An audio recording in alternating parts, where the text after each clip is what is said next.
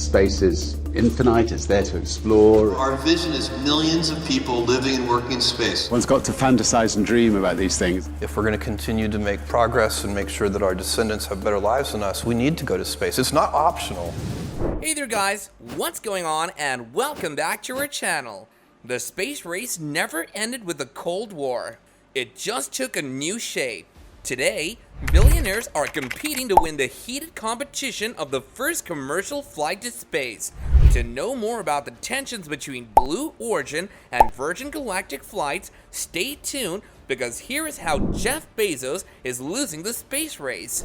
Amazon founder Jeff Bezos, the world's richest man, will take his own mission next week. Opening doors to commercial space flights. Space travel was only restricted to astronauts before, but due to the ever-progressive world today, there have been new opportunities created. Jeff Bezos, the founder of Amazon, and Richard Branson of Virgin Records are shape-shifting the future for us. Their dreams of taking commercial flights to space are days close to being real. You might be thinking, what use is a flight to space to us? Well, just like any other part of the universe, space is part of our entity, and it's different from anything we've ever seen. Space tourism, as Jeff Bezos believes, is not optional if we want to explore the rest of the universe, and something vital to do for our future generations. Spacecraft. If we're going to continue to make progress and make sure that our descendants have better lives than us, we need to go to space. It's not optional. To start off, there's a visible difference between the two spacecrafts designed for commercial flights. When we picture a spacecraft, it's mostly like a rocket, and Jeff Bezos' New Shepard is somewhat similar to that. However, Virgin Galactic's VSS Unity is more like a normal aircraft that you and I are used to seeing.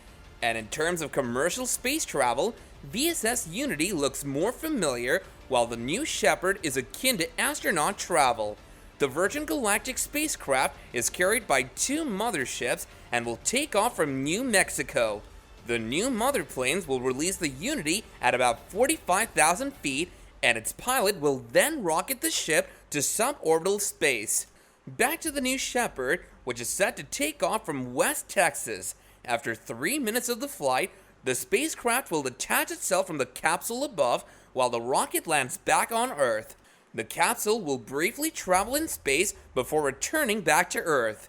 The edge of space. Where the passengers will actually be weightless, and it's just going to be for 2 or 3 minutes. Now, from the companies, they both say passengers will be allowed to unbuckle the seatbelts and float around the cabin for those 2 or 3 minutes. An important feature in the space race is the distance covered. Although both ships will touch the borderline space territory before exiting the Earth zone, it's disputed what is constituted as the edge of space. While NASA defines the edge of space 50 miles above sea level, international space organizations commonly define this as the beginning of space.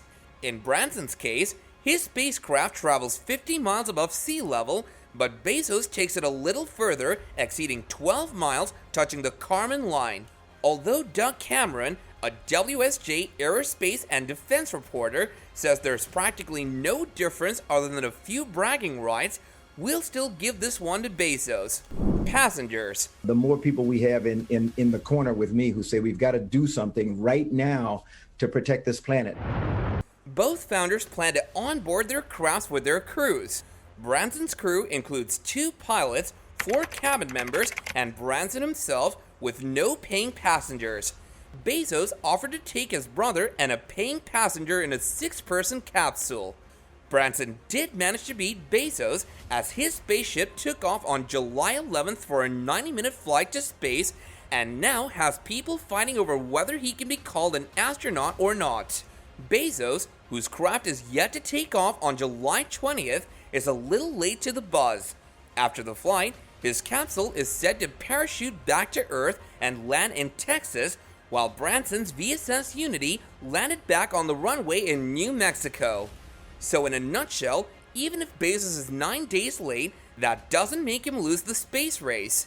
Just like Branson said, both initiatives are important in this new industry of space tourism, even though people like us still can't get to book a flight because who has $250,000? The two billionaires are working on lowering the price and opening doors to people for an exotic space experience. Do let us know in the comments down below how many of you lovely viewers are looking forward for an exotic space travel experience. That said, if you enjoyed this video, then don't forget to hit that like button to show us your support, and if you want more content like this going forward, then don't forget to like, share, and subscribe. And with that, I'll catch you guys later in another video. Bye now!